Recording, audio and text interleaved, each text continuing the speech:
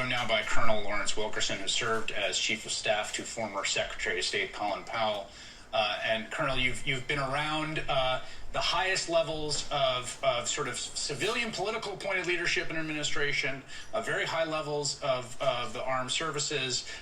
What's your reaction to what is happening now, both in terms of the actual content and what it means about what's happening beneath the surface? Chris, let me say one thing first. Yesterday, the interview you just did with Jeffrey and the interview yesterday that Carl Bernstein and Jeffrey did were the best modern disquisition, if you will, on the need of a democracy for a media, for journalists like Jeffrey and like these others I've ever heard. And I think that's important to get that point out there.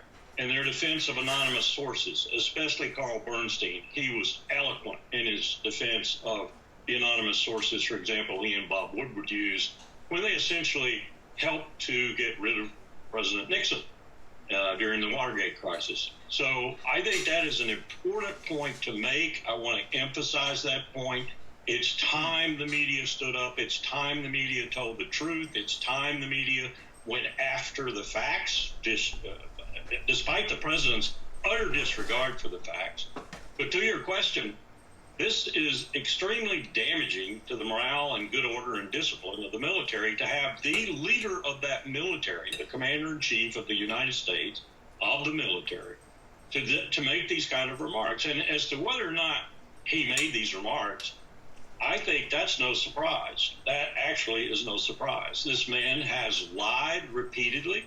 He will say anything to titillate his base.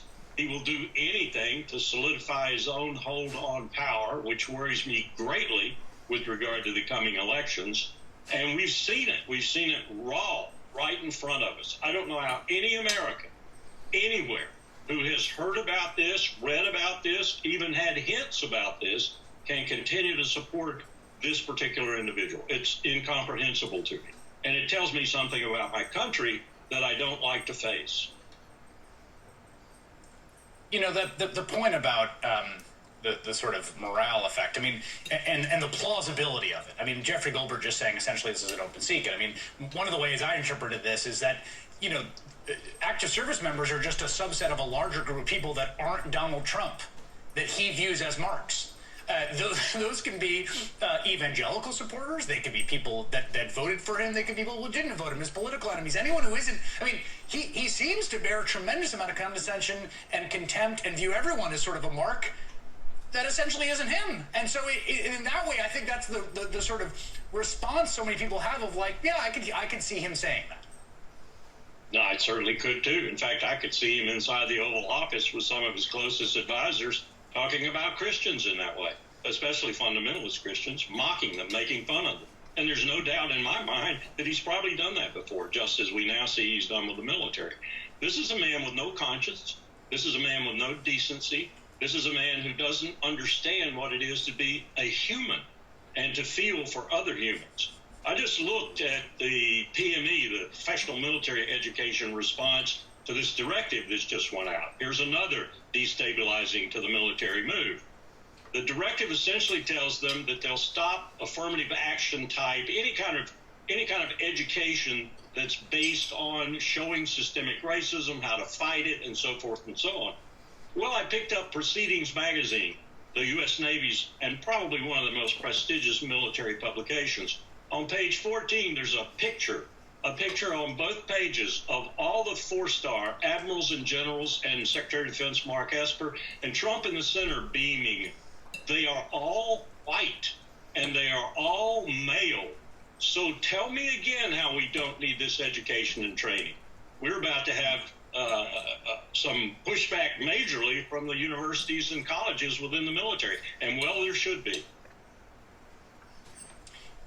I always want to make sure that when I speak to you about sort of bringing it back to the substance of the president's record here. And one of the things I found really maddening, as I expressed with Jeff just a second ago, is this idea of him attempting to position himself as some sort of noble dissident on behalf of ending endless wars, who's now being, stabbed in the back by ungrateful generals. I mean, the president vetoed something passed by both houses of Congress with Republican support to stop arms sales to Saudi Arabia to continue this ghastly war in Yemen. He vetoed it so we can keep selling them arms. He sat with Mohammed bin Salman and pointed to, like he was pointing to a dessert menu, the various pieces of military equipment that we sold the Saudis.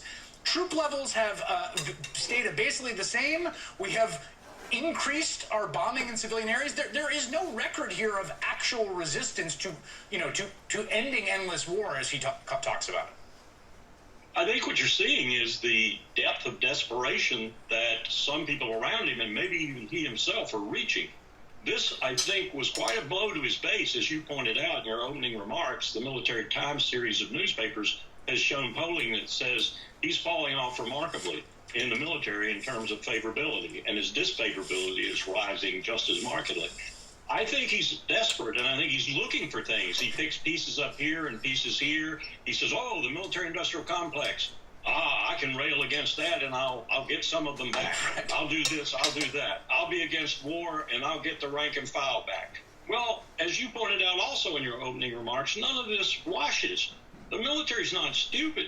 When the military's in Syria, in Niger, in Mali, in Somalia, in Iraq, in Afghanistan, the military knows, hey, we're here, Mr. Yes. President. I said on Memorial Day, I said, General Powell, you should have said, I said it to the TV screen, I didn't say it to him, you should have said, if you really want to memorialize American soldiers, bring them home from these stupid wars. Yeah. Well, now he's picking up on that as a last desperate act to try and regain some ground with the military. Sorry, Mr. President, you've lost that ground. Yeah, it's a great point. If there is anyone in this country 20 years into the war in Afghanistan and the quote global war on terror who knows exactly where U.S. members are deployed and how much we have not quote brought them home, it is the actual members of the U.S. Military. Colonel Lawrence Wilkerson, it's always a great pleasure to talk to you. Thank you for your time tonight. Thanks for having me, Chris.